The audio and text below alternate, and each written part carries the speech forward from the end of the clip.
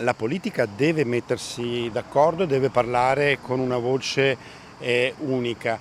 In queste settimane si sta riproponendo un dibattito che in Veneto ormai è vecchio di anni ed è l'importanza di avere un'infrastruttura come l'alta velocità. Una mozione bipartisan che unisce PD e Lega. Completare l'alta velocità è una priorità strategica per il futuro del Veneto e questo deve superare i confini politici. Andrea Micalizzi, vicepresidente del Consiglio regionale del Partito Democratico, ed Elisa De Berti, leghista, presidente della Commissione Infrastrutture, hanno presentato una mozione di cui sono cofirmatari per chiedere al governo tempi certi e blindare i finanziamenti. Abbiamo voluto dare un segnale di convergenza, di unità, con l'auspicio che diventi un segnale unitario, una voce unica di tutto il Consiglio regionale, per chiedere alla Giunta che pretenda dal governo tempi certi per la realizzazione di questa infrastruttura molto importante. Il Veneto sta parlando con una voce sola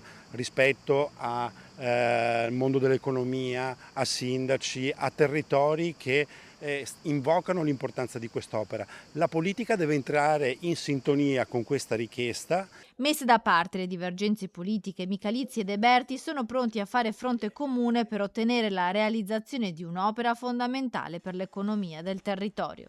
Non dimentichiamo che l'asse Bologna-Milano dell'alta velocità già c'è, il Veneto rimane senza e questo lo tiene fuori da quelli che sono gli assi che stanno diventando più importanti per la nostra economia.